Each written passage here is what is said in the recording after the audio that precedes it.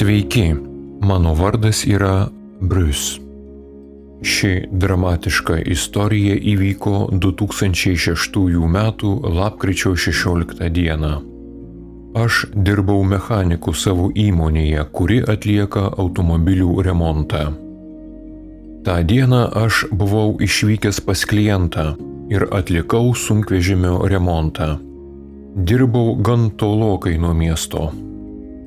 Darbo pabaigoje mes užvedėme sunkvežimio variklį ir palikome 15 minučių, kad jis įšiltų, o aš pradėjau pakuoti savo įrankius.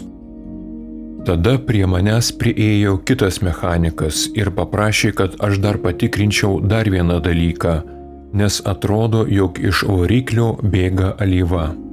Aš nieko jam neatsakiau. Laikrodis rodė 10 minučių po 18 valandos ir pagalvojau, kad buvo labai ilga darbo diena ir nesinorėjo dar labiau užtrukti, nes labai norėjau grįžti namo. Jis matyt suprato, ką aš galvoju, ir pasakė, kad nieko nereikia taisyti, tik pažiūrėti, kame yra problema. Tai buvo didžiulis miškovežis, pats didžiausias, kokį tik galite įsivaizduoti. Jeigu pažiūrėtumėte po sunkvežimiu, pamatytumėte ratų ašis, kurios kiekviena išlaiko apie 5-6 tonas svorio. Taigi, kitas mechanikas su domkratu pakėlė sunkvežimio pirmą ašį ir nuėmė ratą dešinėje pusėje. Jis man pasiūlė savo automechaniko vežimėlį. Tai yra toks žemas plokščias vežimėlis ant ratukų, ant kurio atsigulus yra patogiau apžiūrėti automobilį iš apačios. Pamačiau, kad to vežimėlio būklė buvo gan prasta, o ratukai maži, ir maniau, reikėtų nueiti pasiimti savo gerąjį vežimėlį su dideliais ratukais. Bet pagalvojau, jog man reikia skubėti namo, todėl viską padarysiu kuo greičiau ir nusprendžiau pasinaudoti tuo prastuoju vežimėliu. Taigi, aš atsiguliau ant vežimėlio ir kojomis į priekį nuslinkau po sunkvežimio priekiu. Automobilio bamperis buvo virš mano galvos, o pirmoji ašis buvo lygiai ties mano pilvu. Taigi, man iš kairės pusės buvo domkratas laikantis sunkvežimį, o mano dešinėje iš vairuotojo pusės buvo ratas. Kad galėčiau geriau apžiūrėti variklį, mechanikui pasakiau, kad jis įjungtų variklį.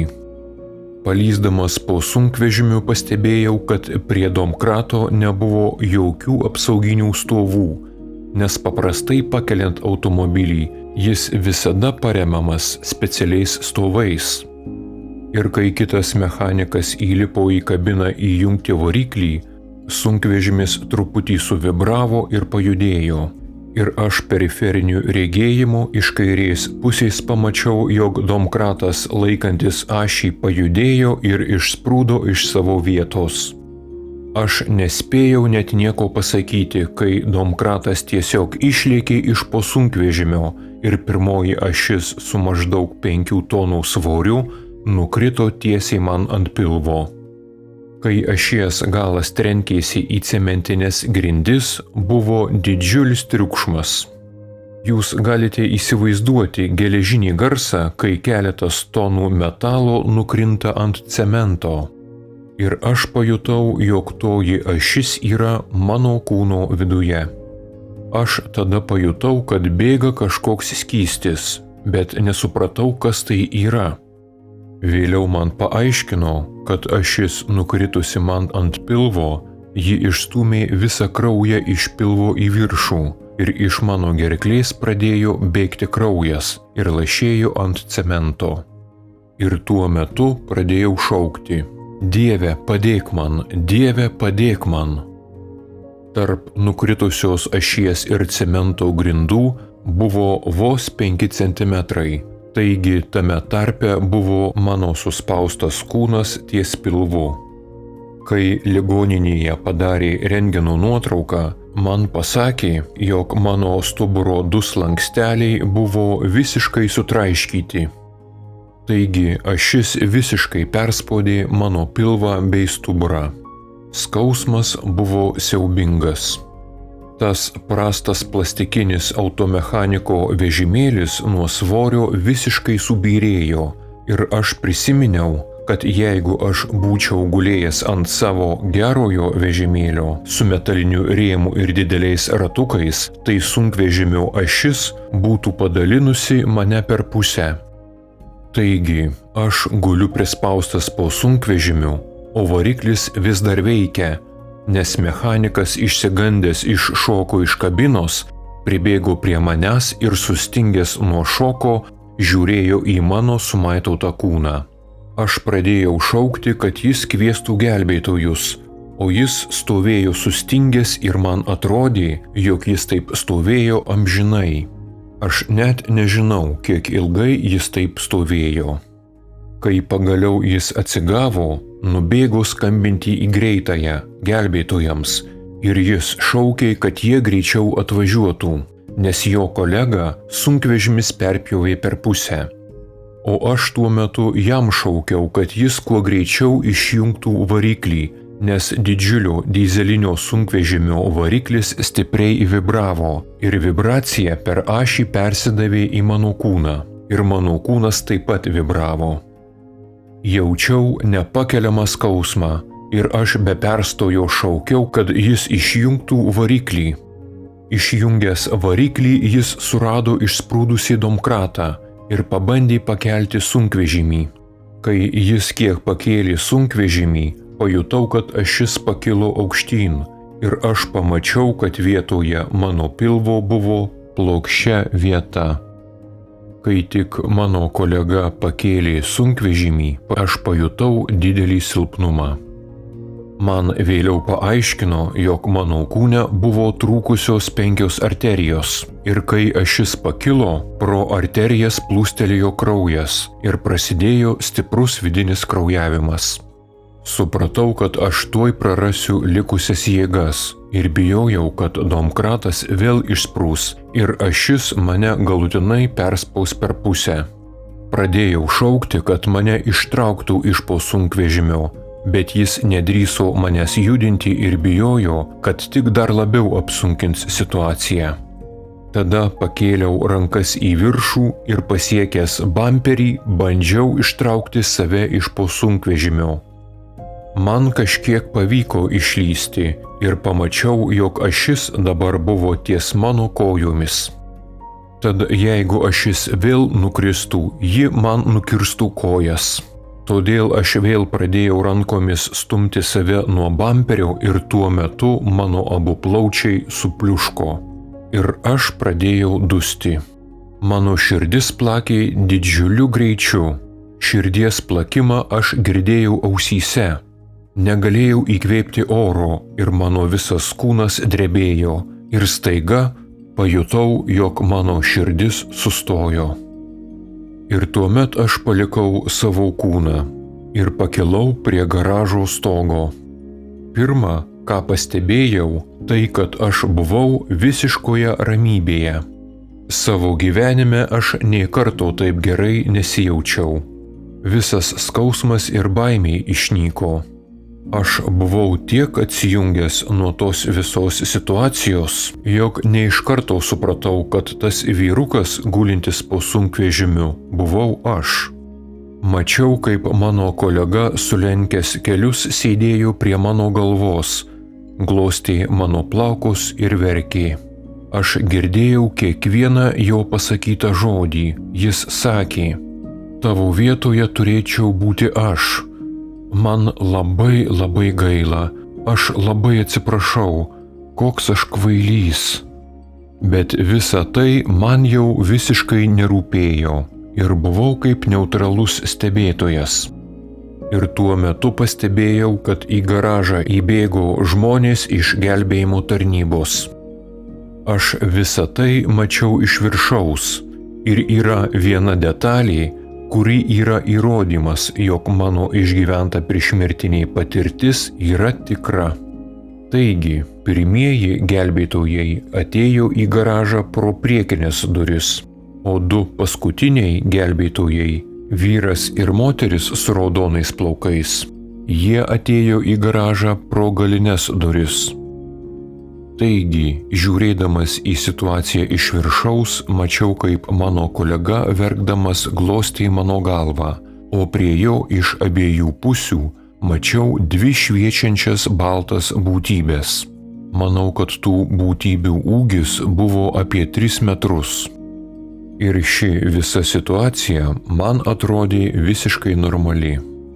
Mačiau, kaip moteris su raudonais plaukais priėjusi prie mano kūno pradėjo matuoti mano pulsą ir girdėjau, kaip kitas gelbėtojas jai pasakė: per vėlu, jis jau miręs.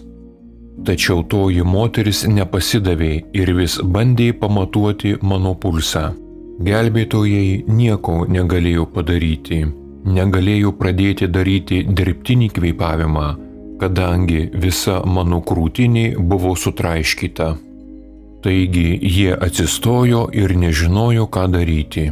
Visa gelbėtojų komanda nuleido rankas, tačiau tik ne ta moteris. Ji bandė suprasti, kaip galima būtų mane išgelbėti. Ir pamačiau, kaip ji pradėjo pliauškenti man per veidą, šaukdama: grįžk atgal, grįžk atgal. Ji paklausė, koks yra mano vardas. Ir kai ji išgirdo, jog mano vardas yra Brius, ėmė dar stipriau mušti delnu per veidą, šaukdama: Brius, greičiau grįžk atgal. Mačiau, kaip ji desperatiškai bandė mane gaivinti, o visi kiti stovėjo aplinkui ir žiūrėjo. Visi buvo nustebę ir galvojo, kad toji moteris yra išprotėjusi, bandydama gaivinti mirusį žmogų. Ji vis šaukė nesustodama ir pliauškeno per veidą. Ir kiekvieną kartą, kai ji šaukė mano vardą, mano siela nuolat artėjo prie mano kūno. Ir staiga aš atsidūriau kūne. Aš atsimerkiau ir mano širdis pradėjo plakti. Ir kai tik atsimerkiau, aš vėl pasijutau siaubingoje situacijoje.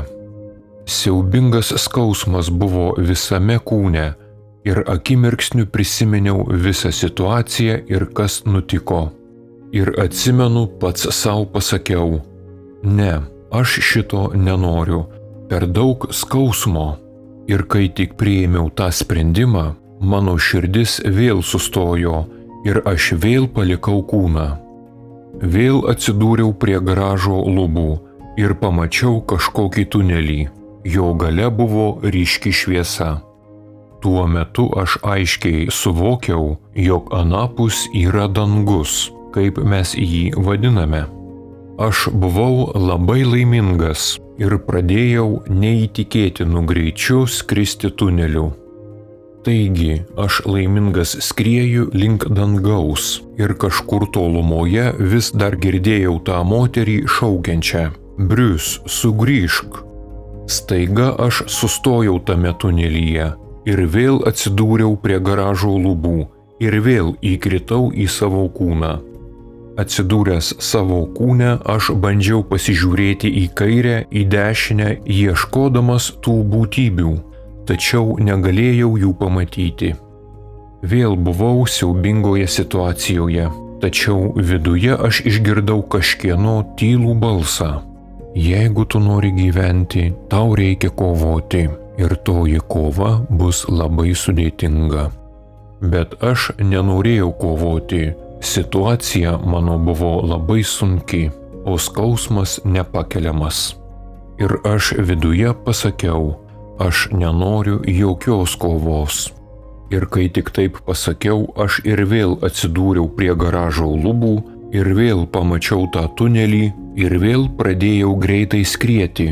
Aš vėl buvau ramybėje bei džiaugsme, o toji moteriškė vis pliuškeno per veidą ir šaukė. Aš vėl sustojau ir grįžau į kūną. Atsimerkiau ir kai pamačiau tą moterį raudonais plaukais, ji pasakė: Brius, tu dabar esi ant gyvenimo ir mirties slenksčio. Jeigu tu nori gyventi, tau reikia kovoti. Ji man priminė apie mano šeimą, mažus vaikus ir paklausė: Ar tu turi dėl ko kovoti?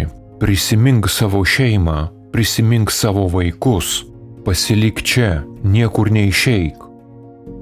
Gelbėdami mane, medikai padarė klaidą, nes vietoje greitosios pagalbos automobilio jie iškvietė sraigtasparnį, kuris nusileido per toli.